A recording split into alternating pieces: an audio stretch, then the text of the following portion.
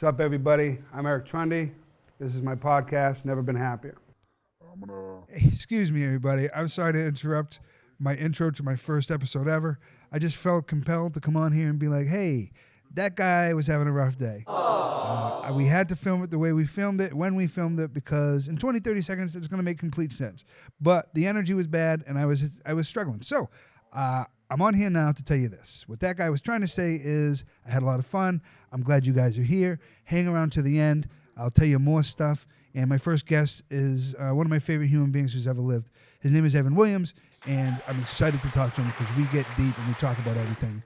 And I like people who can talk about the shit they've been through because that's what helps me get through shit. And I'm always going through shit. We all are. Life is hard. I have a cold sore right now. What are you going to do? Anyways, sorry for the interruption. Hang out through the whole show. There's a bunch of weird stuff I think is going to happen. I don't know. I haven't seen it yet. All right. Go back to this guy because he's trying real hard. Keep coming back every week if you want to. You do whatever you want. I love you. Start the fucking shit.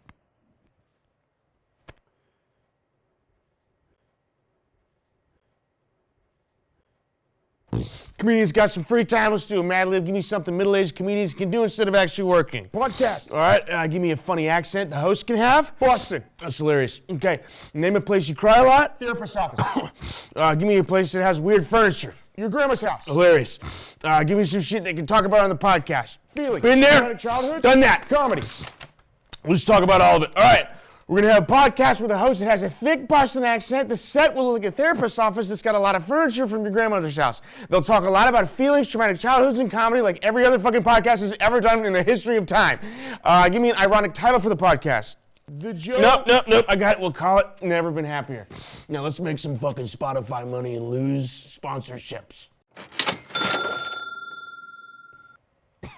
Okay. Okay. Is that good? Okay. Okay. Okay. That's perfect.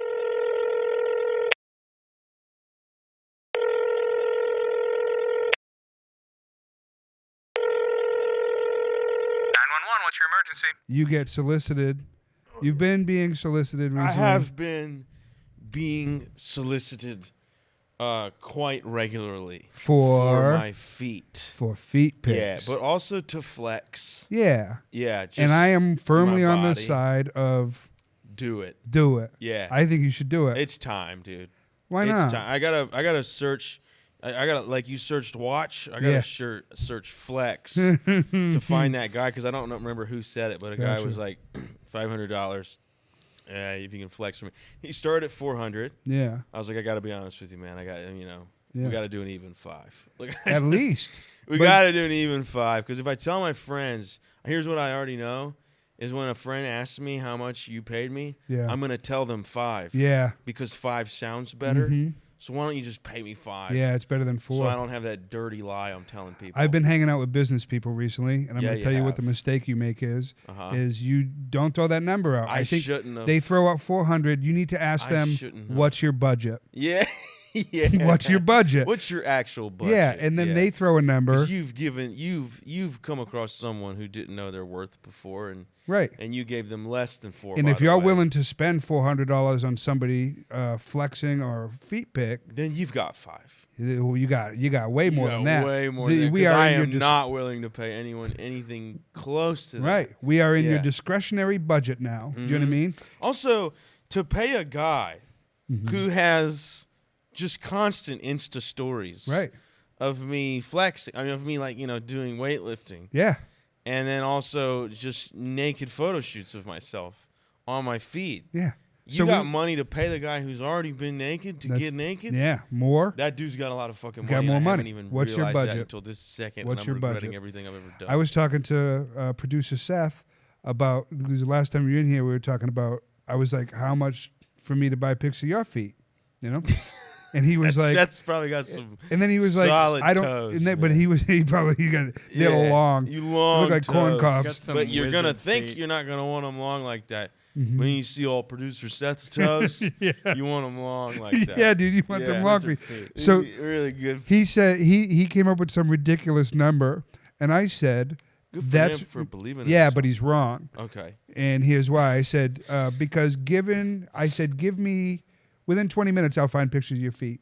And I did. I went online. I found Yeah, pictures of his that's feet. my problem, too. It is your problem. So this guy started. and gave him out to I have people. the solution for all of it. Yeah. Because I've been hanging out with business people. I think this is real. I think we take pictures of you flexing, of your feet, whatever you want to do. Yeah. And we just make them NFTs. We make them NFTs, and you get paid every time they get sold in See, perpetuity. I don't understand NFTs. I know you don't, and neither Yeah. do I. But I think it's a Right. good No idea. one does, especially the people who talk about it. There are. I think I have a guy. I have an You got a NFT guy guy and a feet that guy. It's the same guy. understands them? It's Yeah, just- that's exactly who understands those things. Yeah, and I think we just start. The only time it doesn't overlap is Quentin Tarantino, who does not know about NFTs. Yeah. So I'm gonna put you in touch with my feet/NFT guy, and I think you could make some money on this stuff. Okay. Yeah. Okay. That's how I think it works. I think It's just that. I think You just take a picture, people buy them. you have a picture, you create a digital image that isn't replicable, and then it's watermarked, and it's done with It blockchain becomes technology. currency, basically, or what is it? Kind It of. becomes So an artifact. It becomes a piece of art. If I have a painting, that painting gets sold, and the value increases and decreases, and sometimes there are ways to track where it goes. And with NFTs, you can definitely track where it goes.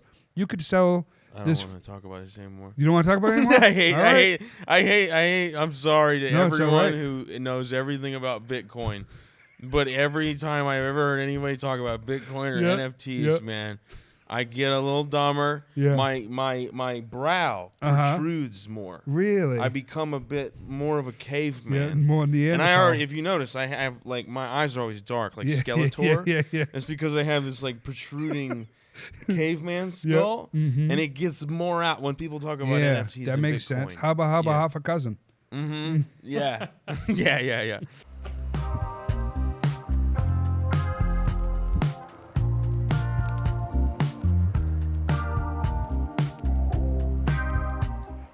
Hey, Nikki, you remember when you were on that Creative Businessmen podcast we make on this channel?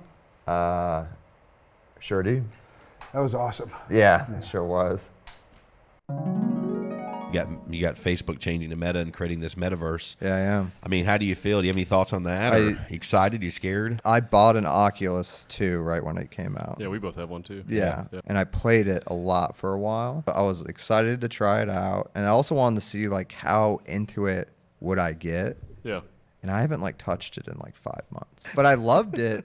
But I don't know if it's because not a lot of people are jumping into it yet. I had a few friends that have it, and we do like VR chat, and that's the reason I wanted VR was to... surprise, Nick. You're in it right now.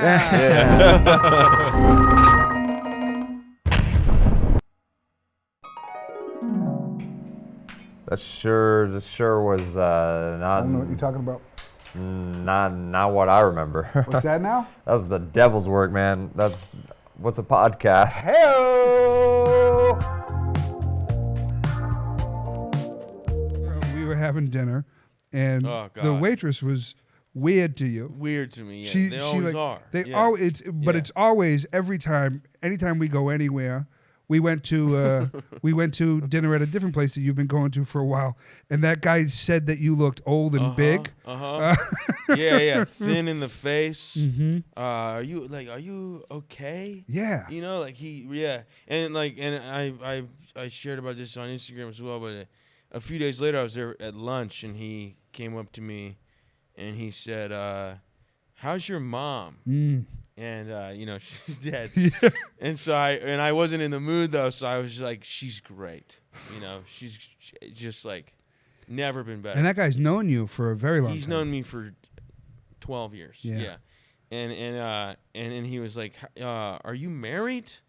And I was like, "Man, this is a lot, No, I'm not married, And he was like, "Do you have a girlfriend?" I had just broken up. And I was like, No. And he was like, "Why?" I was like, "What's happening? Right. What's going on?" And he was like, "Well, you're strong. You're big. You're big, strong man. big strong guy. And you're good." Mm-hmm. And so that's just weird because like women like that. Mm-hmm. So like, why are you not? Yeah. I was like, I don't know. Can I have my food? Can I just get the bowl of the chicken with the teriyaki? And then we were eating, and you asked the server how she was, and I she did. said, "I thought you already asked me that." Yeah, well, she came over the first time, and I said, "How you doing?" She was like, and I was like, "Okay, man." Right.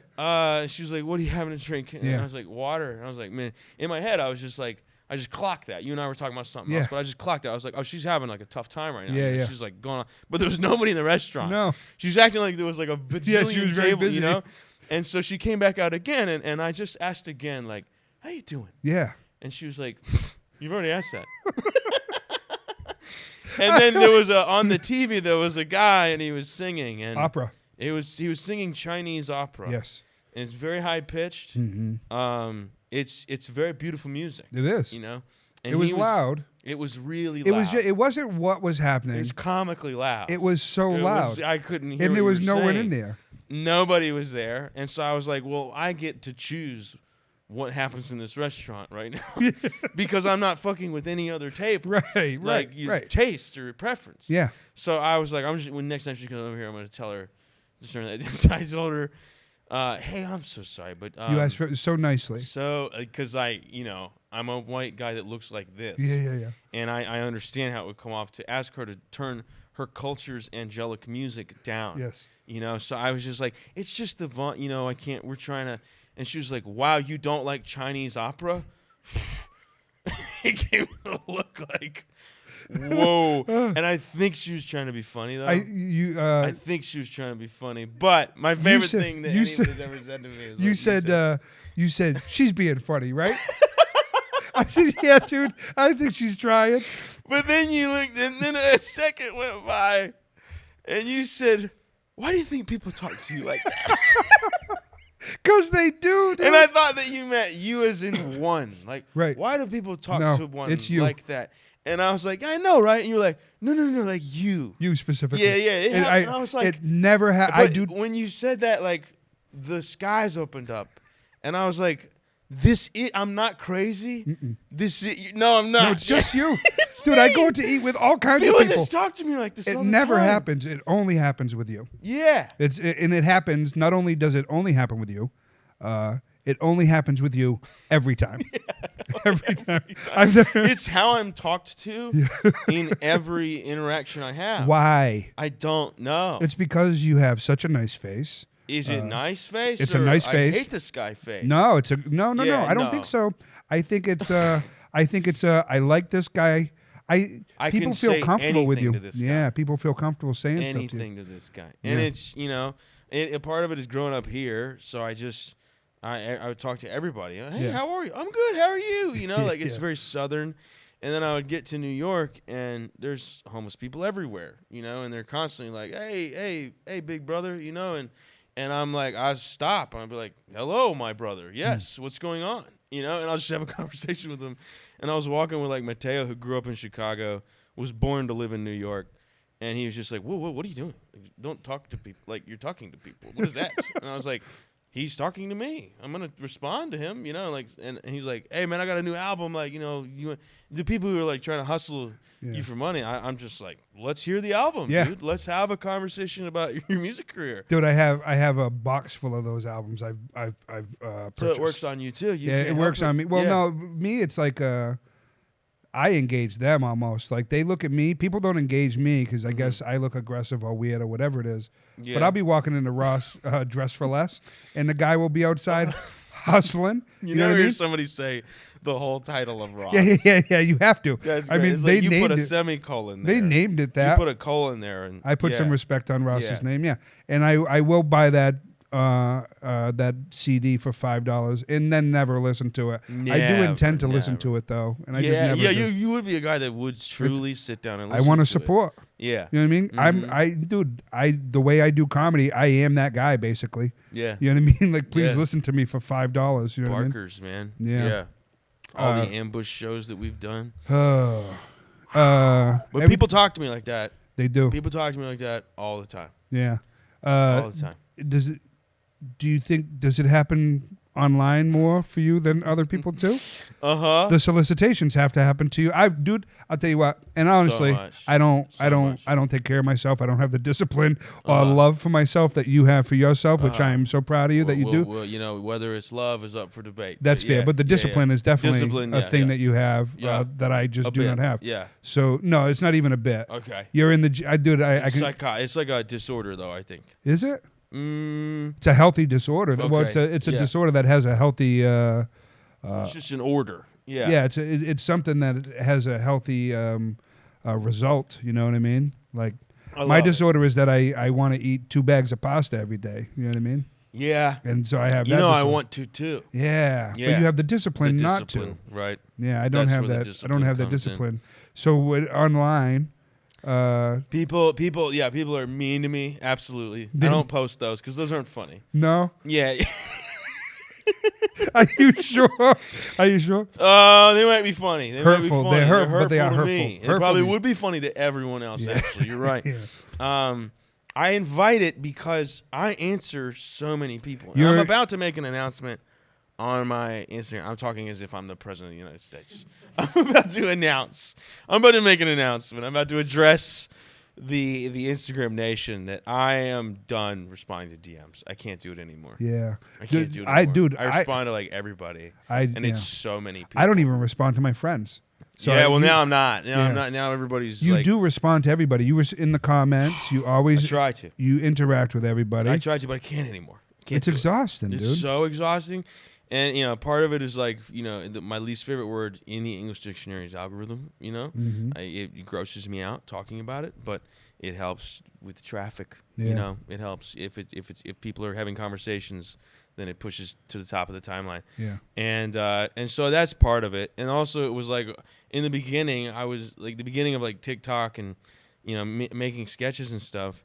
It was pandemic. Like I had nothing to do. Yeah. So I just was respond all day, you know. Yeah, but I think it goes past the social media and the algorithm thing. I think that's the reason waitresses talk to you weird. No, Servers talk it's to you all weird connected. because man. you when you asked that woman if she was okay twice, you legitimately cared both times. I cared, dude. You heard something I in did, her, yeah. and so online, the reason you interact is because you legitimately do care about those people. I do, man. But that is such a big thing that it has to be exhausting for you. I can't understand. I can't do it. That's why I've been off of social media mostly for the last fucking however long. You know what I mean? Yeah. It is exhausting, but it's also rewarding, and it gets me out of my head a lot of times. Yeah. You know, because I'll just be wallowing in my own bullshit, and then somebody reaches out, and like, you know, I'm like, it's all fun and games, and I mean, I could list and will list very funny examples, but there's also the really serious examples where somebody's like, hey man, I like wanted to kill myself, and I know that this is ridiculous, but your videos made me not want to do that. Yeah. And I was just like, I still don't understand that. I don't understand that. I can explain it to you. Yeah. I can. I think I really can. There was a guy named Barry Crimmins who's a comedian out of Boston. That's the thing I'm most proud of you for. I think in my life is just that you even had a relationship with that guy. Oh, dude, thanks. It's one of the. I met him once in Montreal, and I bowed to him. Like I hugged him. I could cry right now thinking about him. Yeah. Just the things that he did. For anybody who doesn't know who Barry Crimmins is, there's a movie called Call Me Lucky. Go look that up. Watch That's it who he is. It's amazing. So after we were introduced to each other, I watched his movie. I tweeted about him. We ended up on the phone that night having a great conversation. And months later, I was working with him. And so I was going around doing all my heavy stuff from when I was, I was talking about being molested as a kid and da-da-da-da-da. And then it started getting too heavy because so many people after shows would come up to me and tell me that it meant something. And then their numbers are still in my phone to this day, and I have a relationship with a lot of those people. But it got to be so often that every day when I woke up, the first things I was spending an hour reading everybody's heaviest experiences. So I was dealing with mine and theirs. And I think so when people message you and tell you that their things got them through a hard time, it's part of the reason that comedians are grow fan bases is because they are kind of unwilling sometimes advocates for certain things, and the thing that they talk about or that they create helps somebody get through that. And so watching your videos, especially you've been very open about like your mental state and the things that you've been through.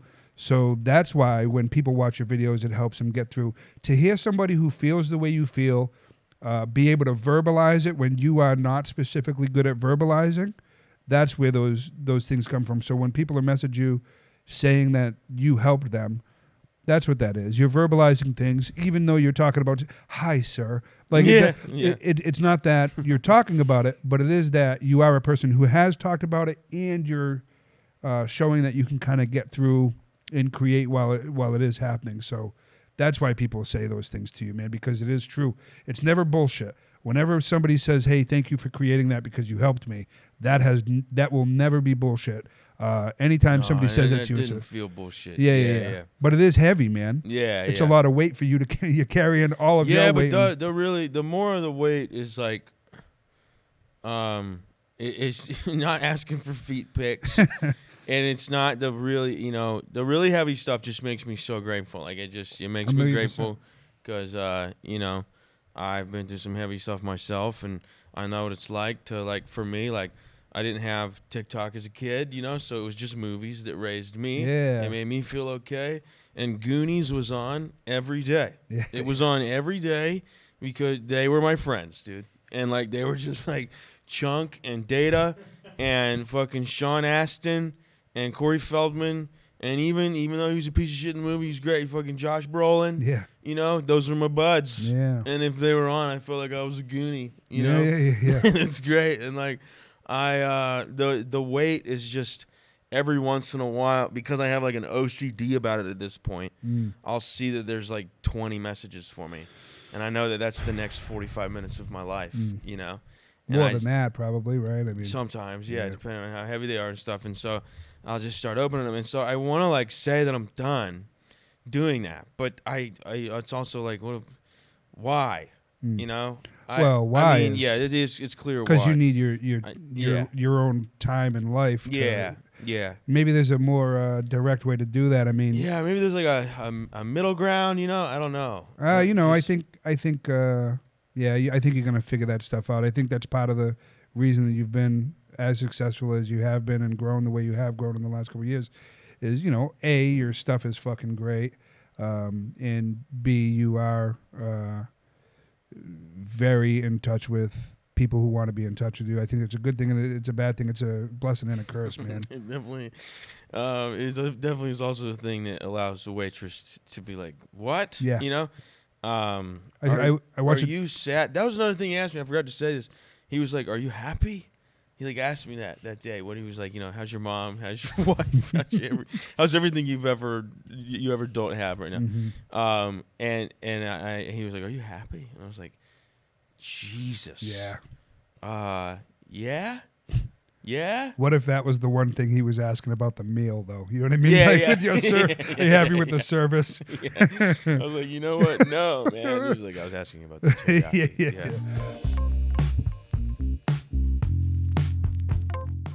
Hi, sir.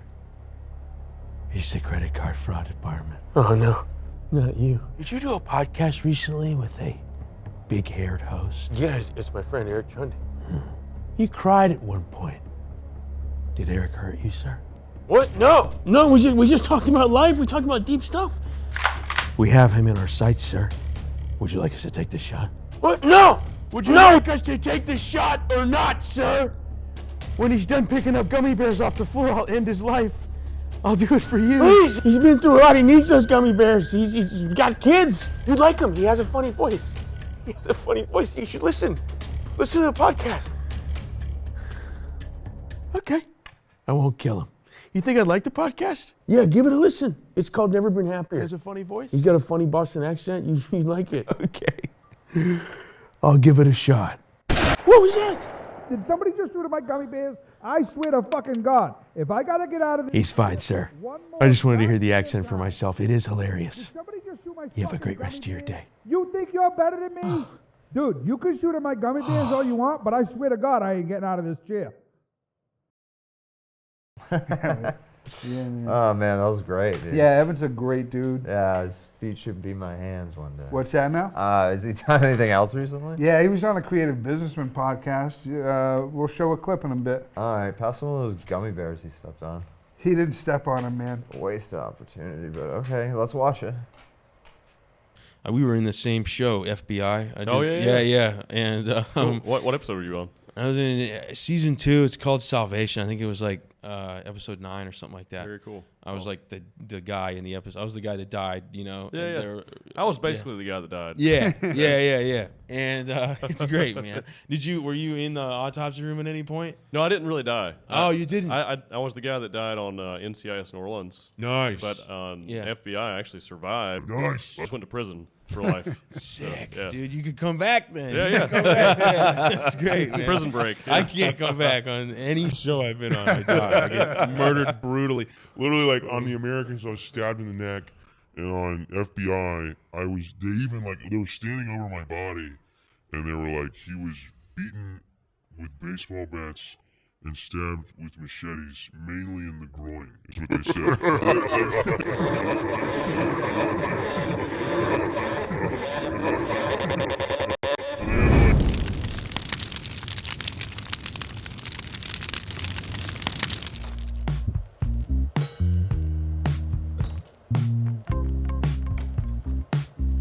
I've never wanted in my life to believe that there was just people who were just bad, you know? Like, because there's people that I've hated, and there's this term, it's really corny and cheesy, but it's called, like, sneaky Buddha. Okay. You know? So it's like you got this sneaky Buddha in your life, you know? It's this person that you think you hate. You think you'll never get along with this person, but they're actually about to teach you something, like, really fucking big, you know? They're your sneaky Buddha. And I've had that in my life. And me and my stepmom had years where we just downright hated each other, you know, and it was known and shared with one another, and I tried a lot of things, and it didn't work. And I remember we talked about this often. It was one thing that would come up almost every time you'd come back to North Carolina. A good 10 years. Yeah. And it always broke my heart for you because I knew it there was a little bit of a wedge that was placed there because that's the circumstance between you and your dad, and I knew that you in some part of the back of your brain wanted a relationship with your stepmom.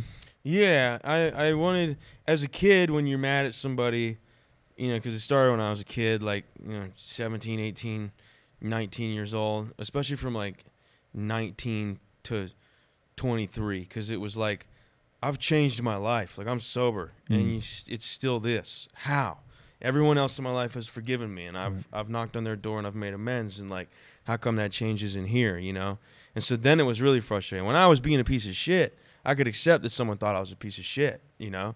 But then when I was starting to, like, truly change myself and, like, you know, do service work and, like, make amends and, like, just be a different dude and stop lying and stop putting toxic things in my body, it blew my mind that somebody still felt that way about me. Sure. And then I moved to New York, and I was just kind of, like, you know, out of sight, out of mind a bit, and I just tried to, you know, hey, some Christmases will be a little awkward, but oh well.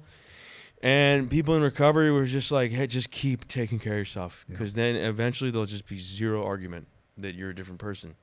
And I listened to them and somehow didn't drink over it, because there was a couple times that, like, I was like, you know what, fuck, you know, but I just didn't. Like, I'll show you. Yeah, exactly. I'll show you. I'll hurt me. Classic. And like, luckily on those nights where I came close, I, like, just so happened to have, like, some service work I had to do. I had to go set up a meeting that night. It's like, well, I can't show up to that drunk. And then just sure enough, man, I just kept taking care of me. And one day, thank God for her sake, she decided to take care of her. Yeah.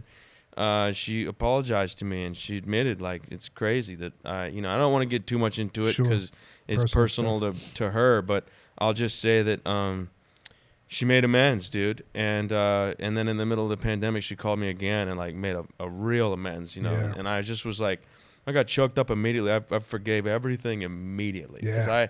Because I know what it's like to carry something for a long time and not even know you're carrying it. Mm-hmm. And you just know that you're pissed off. You don't know what it is. You just know you're fucking pissed off. And it's not until you sit down and you're like, oh, what am I actually mad about, you know? And, like, what pain am I carrying that is just translating into anger and like, And maybe that sneaky Buddha situation, right? Like you wanting forgiveness from her and not getting it, and then maybe when she was asking for forgiveness, you knowing that perspective is why you could forgive so quickly too. Yeah, fucking A. I mean, I remember you telling me about that when you were coming back and you were going to stay at your dad's, and I was like, "How's the situation?" You told me, man. I remember, I'm getting choked up thinking about it now, man. I'm just so happy for you that relationship is like I like love her at this point. I know, that's awesome, man. Yeah, it's insane. Yeah, it's beautiful. Yeah, it's insane. And like we're both still humans and growing people, and so there's days that are like tough, and then but we meet at the end of it and we talk, and it's like it's interesting, man. How difficult is life? You know what I mean? It's so crazy, and all the things, and you're one of the people I think about most. I think about you pretty often. I text you, I try to, and let you know. Just the things you've been through in your life, man. You've been through your share and more. You know what I mean? In my opinion, and I know you'll brush that off, but yeah, I would brush it off a little. I know, but it is true. I mean, as someone who's been through my share of shit. That's why I'd brush off in this room. I feel like a fraud saying I've been through shit in this room. No, it's just not true. It's just not true. Because I know I've been through some shit. Yeah, dude. But there's people who've been through worse, and I use you as an example all the time. Like when people are like, "Oh, you have to forgive this person because they've been through a lot," and that's why they're a complete piece of garbage. And I'm like, well, I got a buddy who's been through so much, and if that person thinks they've been through a lot, put them in my buddy's body when he was a child and see how quickly they'd crumble in those circumstances. Yeah, I used to do that a lot. I used to do this thing with a buddy of mine. We call it trauma tennis. Of course. Like I say a bad thing, you say a bad thing, and then I got beat a couple times. You know what I mean? By some people who've been through some really fucked up things. And I think what I realized, man, is it's like the Deadpool scene. It's a great scene where like he meets the girl at the him bar. and her, they just go back and forth. And she's like, I slept in a dishwasher. He's like, you had a dishwasher? yeah, it's fantastic. Yeah.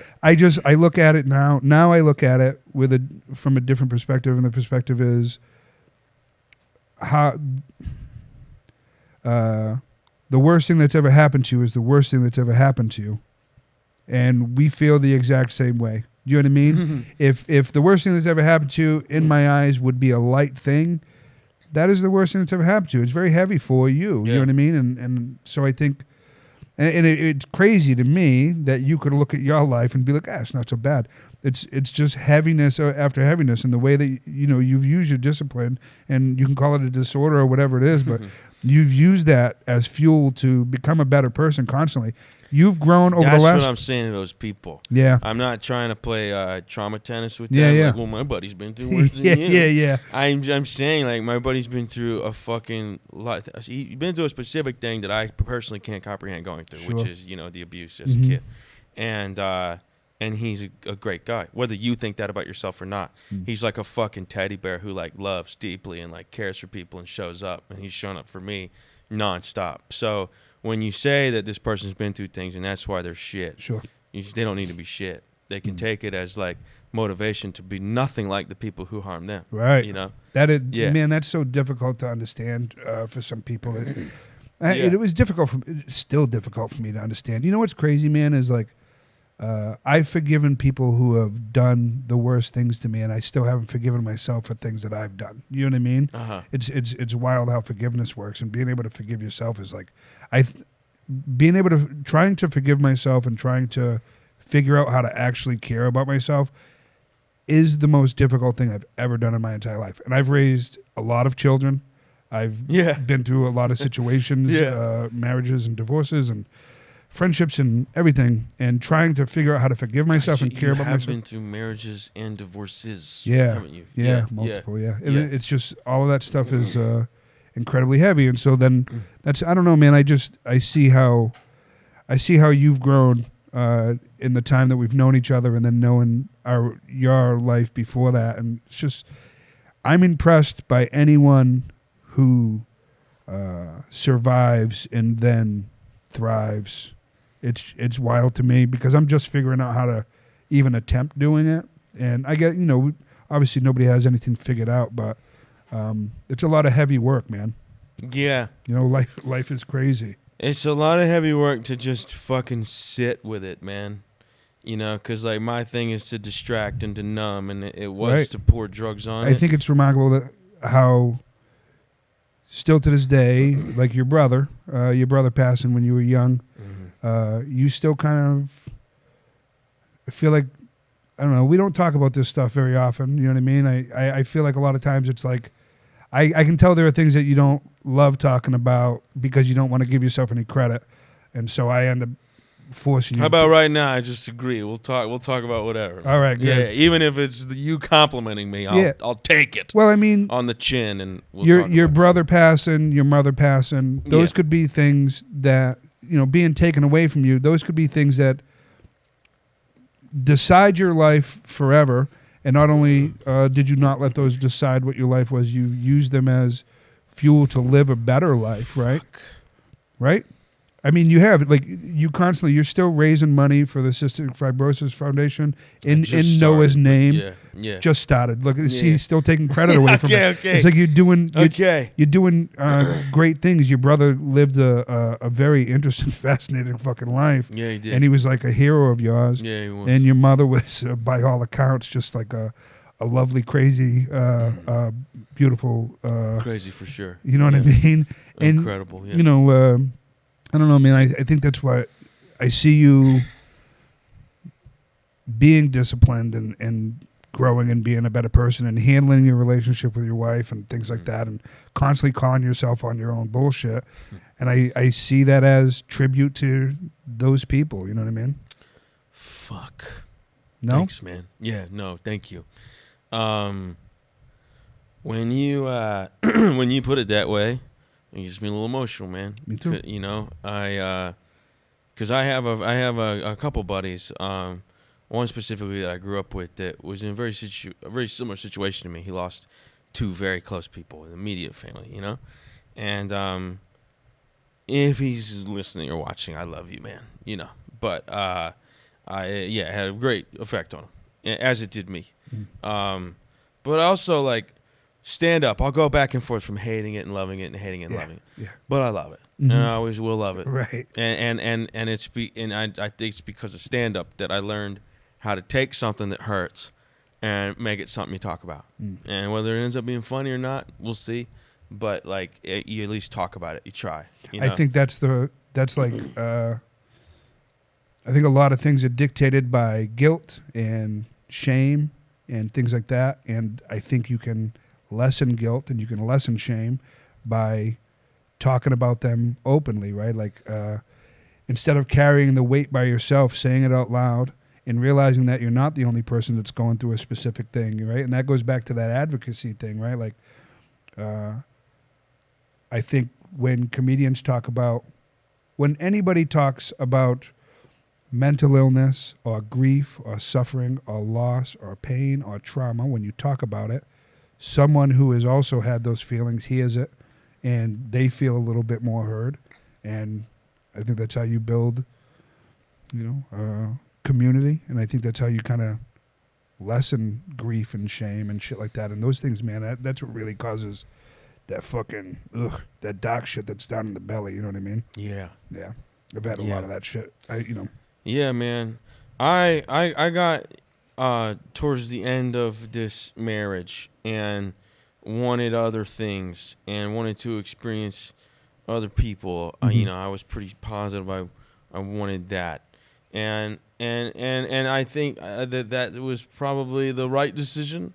But for a while, you do it fueled by maybe the wrong motivations, and you kind of lose yourself a little bit, you know? And you just, before you're ready to be honest with yourself about what's happening, I was just kind of like losing myself a little bit. In the validation of social media and stuff like that, just gaining my energy for the day through how many people like me, you know? And how many people are letting me know they like me. Yeah. And then when the separation happened and I was alone in an apartment for the first time in my life, I woke up one night like literally like Ebenezer Scrooge. Like I woke up and I yelled out. It's just so dramatic. I'm a dramatic person. I mean, anytime I like tell any story, until like my friend Mateo, he pauses at the end and he's like, "Now can you look away from the river you were staring at?" Like as you said that, you know, because I tell stories as if I'm like looking over a mountain, like as I'm saying them, and so I realize I'm dramatic and fucking, you know, whatever. But I woke up in the middle of the night. I had a dream that I was in this room, like therapeutic room, and it was just like a couple soft sofas, and I was on one, and on the other one was my mother and my brother, and they were just crying. They were just looking at me, and they were crying really hard. And then I went over to their sofa and I hugged them, and they hugged me, and I just started bawling, and you know, like like your stomach's contracting, and then that wakes you. It's like physically contracting in waking life, and that woke me up, and I was actually crying. I wasn't dreaming about crying. I was crying as I was sleeping. Yeah. And I just like yelled out for some reason. I yelled out, "I'm living a selfish life."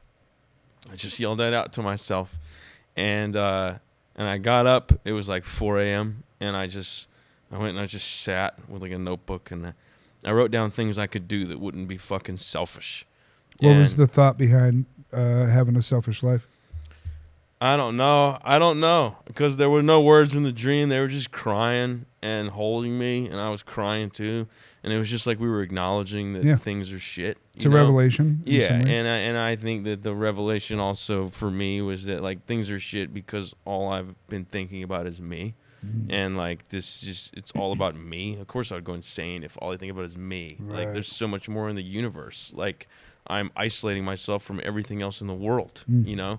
And so I just like wrote down a couple things, and I Googled a couple numbers, and one was soup kitchen, and one was the Cystic Fibrosis Foundation of Los Angeles, because I had always wanted to raise money for cystic fibrosis research. It's what my brother had when he was born in 1978. He was given 18 years to live, and he lived to be 28.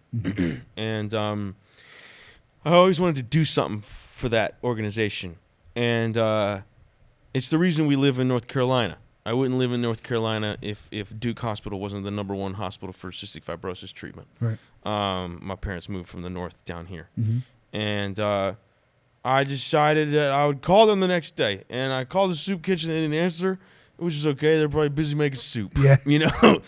And then I called the Cystic Fibrosis Foundation, and a lady answered, and she asked me my story, and I told her about Noah. I told her who Noah was, and that he taught me everything, and that he loved hard, and that because we knew that he wasn't going to live forever, we always said, "I love you" at the end of the night. And anytime we would fight, we said, "I'm sorry" immediately afterwards.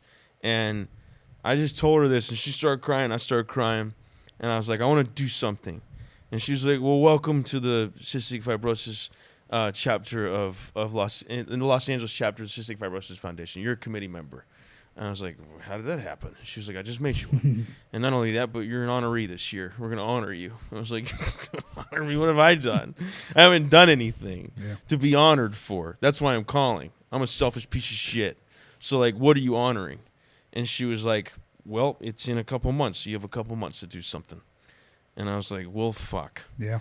And she was like, "You know, the honorees it is suggested you try and raise some money this next couple months, and, you know, just a little something." So I had this goal I set to raise $4,000. Yeah. And I went on Instagram, and I had been making all these videos the past year, you know, like Jason Statham and like, "Hi, sir," and like the fucking Mad Libs, you know, "We're making a blockbuster movie. Let's do a Mad Lib. Give me a Dwayne Johnson," you know. And I did all these videos and impressions. And I never got on Cameo. Cameo reached out to me. They were like, "You should have a Cameo account. We've gotten requests for you, and you don't have an account, so you should get an account. You can make money on Cameo." I never got Cameo. I always felt it was OnlyFans without the, you know, nudity. And so I was like, I'll make this my my Cameo. So if anybody wants a video of me doing any voice, saying anything. Yep. No feet. Okay. Not yet. No feet pics yet. If you want me doing a voice, donate $20 to the Cystic Fibrosis Foundation. Yeah. And just hundreds and hundreds of people. Yeah, dude. And hundreds and hundreds of people said, "I don't need a video." don't do a video. Yeah. I was like, no, you get a video You with have your to. donation. Yeah, yeah. And they were like, no, you did the video. That video you just did, letting me know what cystic fibrosis is. I didn't know what it was. Now I know what it is. And the love you have for your brother. Mm-hmm. That was the video. And I didn't have to make a single. I didn't have to make a single video. Yeah. I made like 8 or something. Yeah. You know, because a couple people were like, if you want to, I really would love one, Yeah. but you don't have to. Right. But I really would love one. And so those people, I was like, please, like, I'm dying to make. I thought that I was going to be making videos nonstop. Yeah, yeah. And I prepared to get nothing else done for the next couple months. Right. And so I was able to make like 8 videos, you know? And one of them was for a child who had cystic fibrosis. And I made a video for him. And it was just like, you're the coolest, you know? And then I got a message from his mom that was like,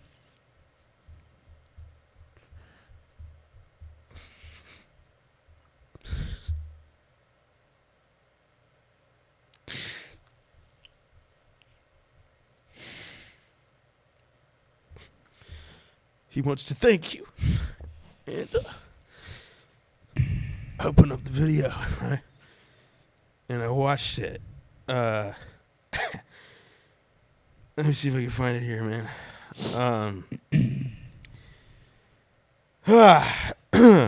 That's why when people message and say that you made a difference, your videos make a difference. That's why it's just true, man. Thank you, man. And, you know, a selfish person wouldn't have done that. I don't need to play a video, but I can't find it. But yeah, this little kid was just like, "Thank you, man," you know.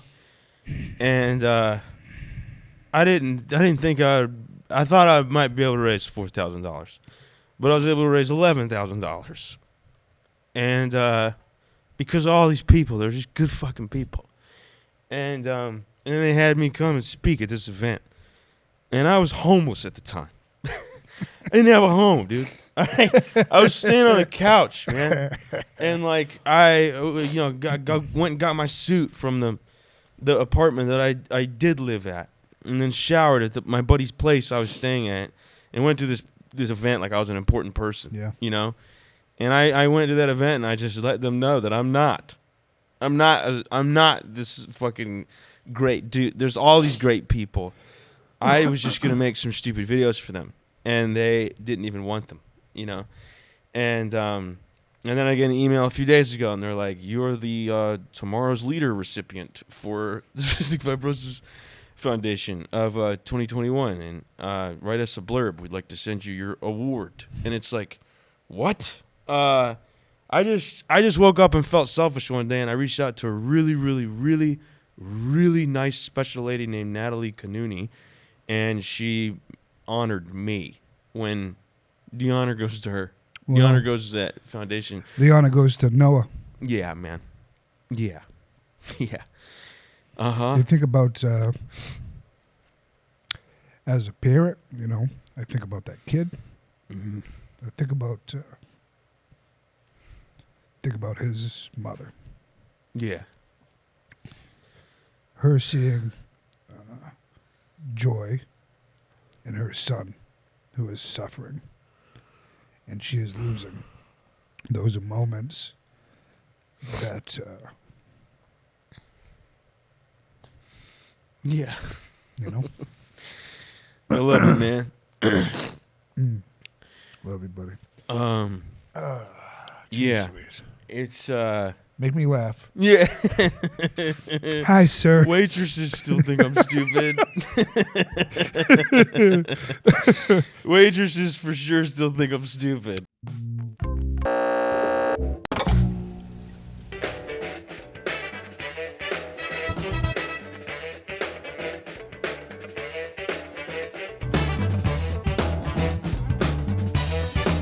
Welcome to Three Things, the show where our esteemed panelists talk about 3 things. Capiche? I got kids! Welcome to Treat Things, the show where myself and my esteemed colleagues talk about 3 things that are on our minds this week. This show is about treatings, not treatings. So callers, keep that in mind. Rizzo, what's on your mind this week? I'm mad. This week I'm mad. Donnie, how you doing this week? I want to talk about dams. Not the swear word, not the curse word, the things beavers do. Let's take some calls on the topic of being mad or dams. Maj from Long Island, you're on Tree Tings. What's your question? Hi guys, I have a question about maple trees. Specifically, do you need to water with them this? if we go through an extended dry spell? Hey, Leo! You said you was gonna take care of this, Leo. Now you got me over here looking like an asshole on television again. Be a producer, Leo! Marge, once again, this show is about tree things, not tree things. Go ask your fakakta question somewhere else, all right? I got a maple tree right. I know, that's why I said it. Rizzo, come on. Raymond from Hoboken. Raymond, you're on Tree Things. Hey guys, love the show. I'm having some trouble planting an evergreen tree. Evergreen in your mother's. How about that? You can still hear us, Rizzo. I just get a little fed up with all the tree questions from these fucking nudniks. Plants ain't one of the tree things. Trees I want to also talk not a about plant. dams, the things beavers do. The third topic is kitchen remodeling. My wife is doing some remodeling, so we can talk about that. Ronnie from Amang. Ronnie, you're on Tree Things. The topics are mad, dams, or you can talk about the third topic, kitchen remodeling. Yeah, so the turd thing. What do you do if your turds are runny? What is runny? What do you mean runny? Like eggs? Yeah, what do you do when your turds are running like eggs? You got a soft spot on your head? Ronnie from Amok, you Johnny. I'm gonna find you. Ronnie from Amang, don't live in the camera, Rizzo. Fuck you, Rizzo. You just don't like beavers. The show where our esteemed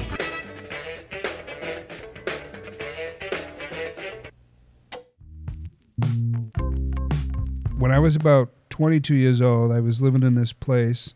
It was me. It was a studio apartment with me and my 3 kids, just us. Their mom had disappeared.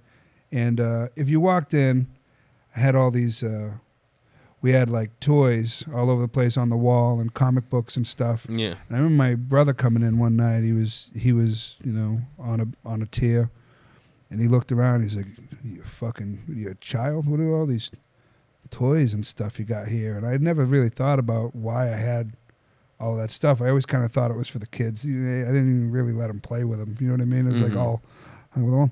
And what I realized was I never had that shit when I was a kid. And now that I was an adult, I was kind of leaning into that.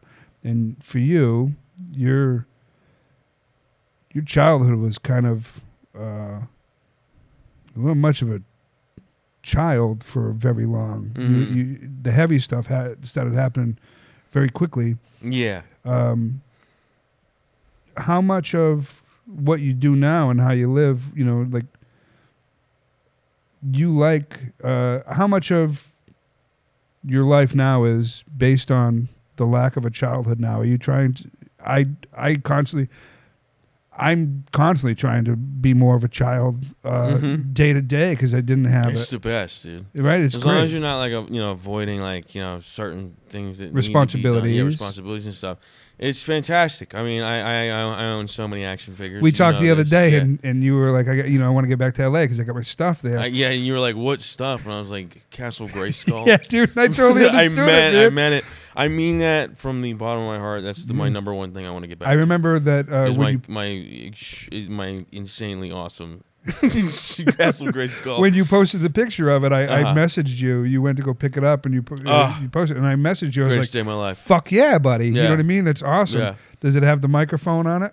No, that was Snake Mountain. Snake Mountain. And Snake Mountain, the new one that came out does not have a microphone, but it's enormous. So like the one I have, like the one that came out in the 80s was like probably, a 1.5 feet or something like that. Okay. And this one's like like 4 feet or something. Like it's Masters of the Universe Classics line. Yeah, okay, yeah. So they're doing the old school toys, but they're doing with like new articulation and I detail like and stuff. And so it's like, I mean, I don't want to brag, dude, but it's like kind of official, like, I when I was in therapy, probably the best analogy that happened there, was she was not analogy, but just like a visual that she gave me was like, close your eyes real quick. And I was like, okay. And she was like, look inside at little Evan, like 7-year-old Evan. Look at him. He was there immediately. Like she said it and he was there. And she was like, what's his situation? What's he look like? I was like, this is insane. But he immediately, what I saw was like the bottom of a well. And he was like hunched like at the bottom of a well. And like a light was shining down, like a little bit of light. And he was like looking up, you know. I'm not making it up. No. It sounds so dude, it's my sister written and corny, dude. But it was just the natural thing that was there. And she's like, what do you want to do? I was like, I want to reach down and put, you know, I want to get that little fucker out of there. She's like, yes, yeah. And then like sit him in his chair and like what do you say to him? And like I started talking to him. Yeah. I was like, I'm sorry, dude. You didn't, you know, you had so many dreams, man. You wanted to be a child actor. Like you were so funny, dude.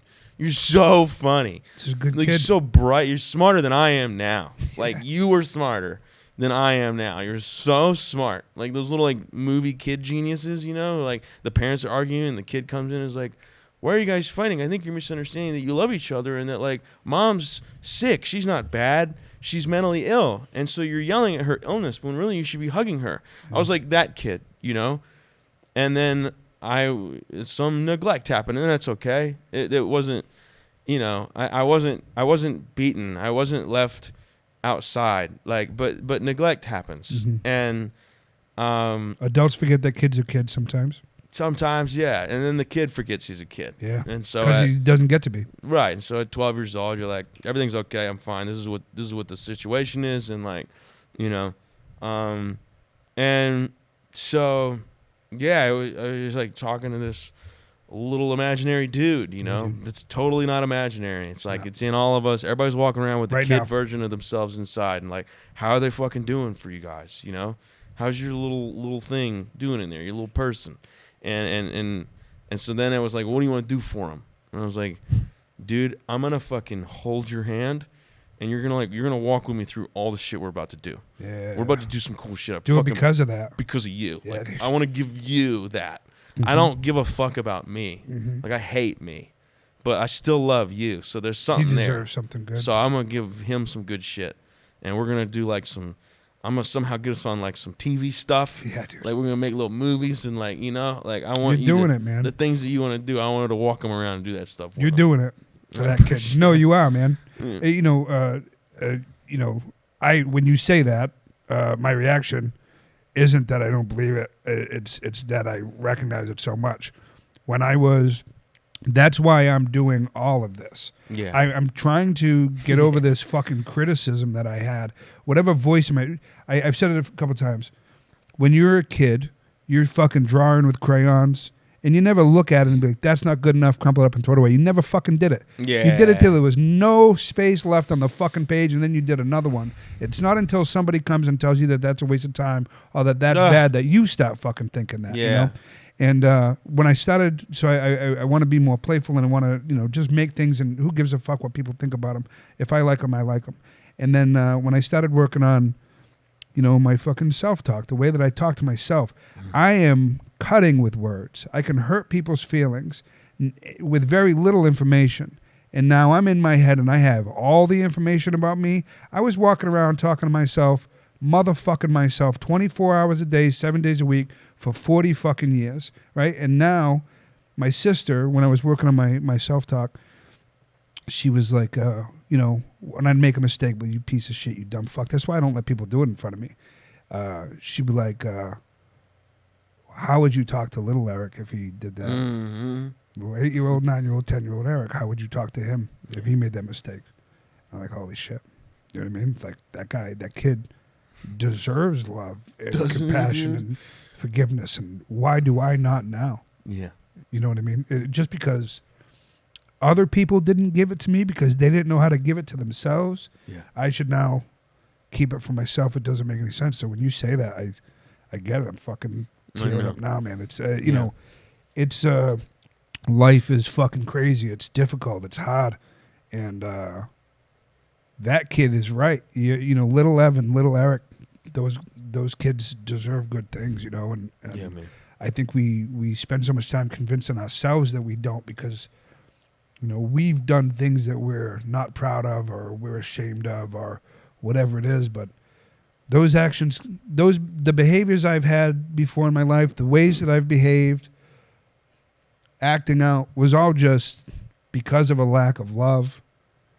I just didn't have love. I was just, you know, and probably to some extent you with the drinking and stuff. It's like, and the drugs, you beat yourself up, but really, what you would just missing the love that comes from the relationships you had with your mother and with your brother. Yeah, you know what I mean? I'm fucking crazy. You deserve that love, and then it's taken away from you. Yeah, it's wild, man. And I don't mean to just flip everything around and be like, well, you too, but you fucking too are doing that with Lil Eric, man. Because like I come in this podcast studio and you give so much of a shit about this.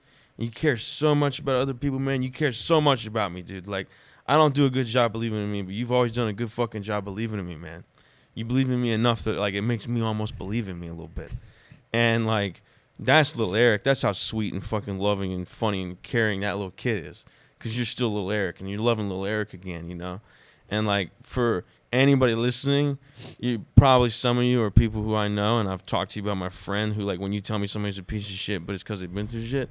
Well, this guy that you've heard this whole time is the guy that I've referenced to you multiple times of why that's not a very good fucking argument, because like that's how fucking loving you are, man. Thanks, man. And I love you for it. I like, love you a lot, bro. You know, and like, man, yeah, it fucking sucks to have been through what we've been through, and I can't fathom some things that you've been through, and you've told me you can't fathom some of mine, you know.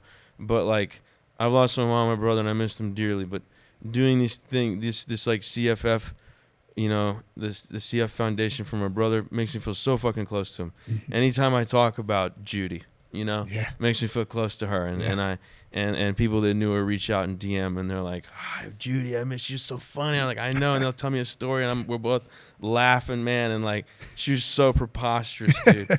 I mean, like, you know, she's just the type of lady. Like, I was like taking a piss outside because we grew up in the woods, and I didn't realize my mom was in the window, and I just heard her. She goes, "Nice dick," you know, like she was a wild lady, man. She was really funny, and my friends would come over to see her, like they would be there for her, and I was just like, collaterally they could also hang out with me, but it was Judy that was like the interesting one, you know.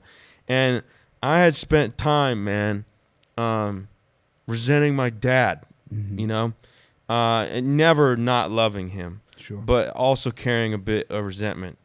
And I am so happy to not fucking do that anymore and not carry that anymore, because Russell Williams is one of the sweetest fucking men on the planet, dude. And like, he loves me so much, man. And it's really easy for me to harp on things that happen and things that I don't have and things that someone is not, and forget the things that they are and that they always have been, and then play the tape through to a time when they're not here anymore, and looking back and realizing that you spent the time here focusing on what they weren't.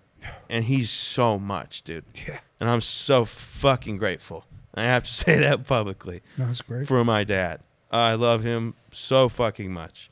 And like, you know, I was listening to this Elton John song, Mona Lisa's and Mad Hatters. And it's about like the hours in New York when somehow people are asleep. Like, it's just like the weird hour between fucking dusk and dawn, and like the characters that walk around New York at those hours and stuff. And there's this one line. It's not even like it's not even like a very complicated, intricate line, man. But I was currently, when I was listening to this song, driving around thinking of all the people I don't have anymore. And then Elton John goes, "I thank the Lord for the people I have found," was the lyrics.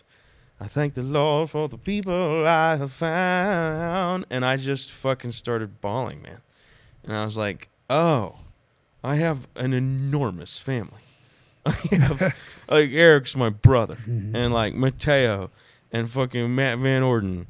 And my friend Matthew, who I lost. I had him. And you've met him. Yeah. And all the fucking people, man.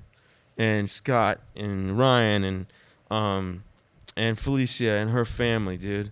And even the relationships that I have found in the past 9 months. Like those people, there was a deep connection, and like I have them, and I have the people in AA, and like I thank the Lord or whatever the fuck my higher power is, for the people I found, man. How fucking lucky. I've learned a lot about gratitude from you specifically, and that's been a thing I needed in my life. You said that I've always believed in you.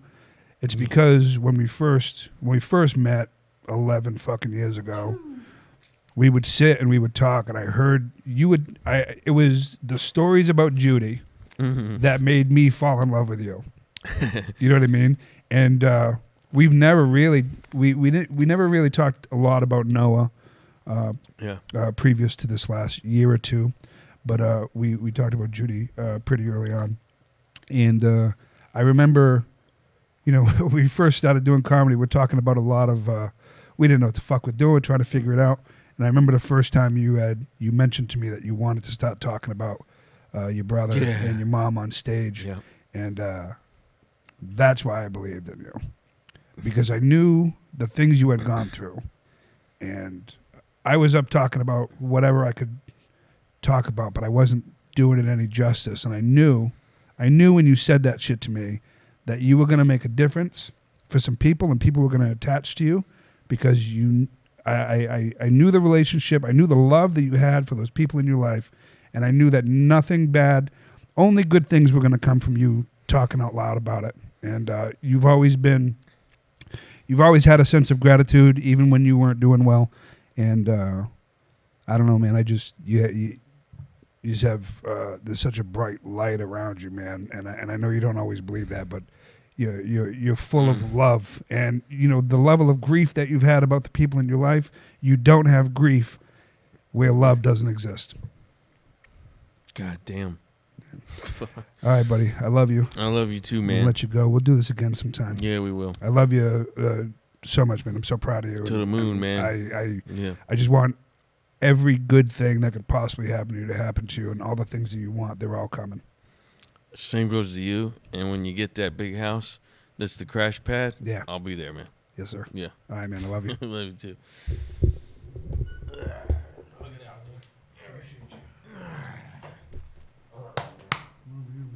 Hey, thanks for checking in. Nope, that's nobody's checking in. Hey, thanks for checking in. I was worried about you. I'm trying too hard. Hey, thanks for checking out the show. That was Evan Williams. I hope you enjoyed it, man. I really do. One of my favorite people of all time. If you came just because you thought it was two comics being giggly and funny, then I apologize. We cry on this podcast. We're going to keep trying to make more and better stuff. We'll keep getting better at it. You keep coming out and checking it out. Turn the notifications on. Go tell Evan you love him. Hug somebody. Have a conversation. Come back next time. We'll cry again. I'm positive. We're going to cry every episode. The streak is unbroken. Number one. We got one. We're 1 for 1, baby. It was a lot of fucking work. Thanks to everybody who helped. Anyways, it's the end of the show. So I don't know what are you even doing here? You just watched an hour and 15 minutes and now you're watching these credits? The credits still rolling over my face. I don't know what's happened. Make them stop. Stop it. The credits. It's like you get drafted into baseball and you go up and cry and then you retire.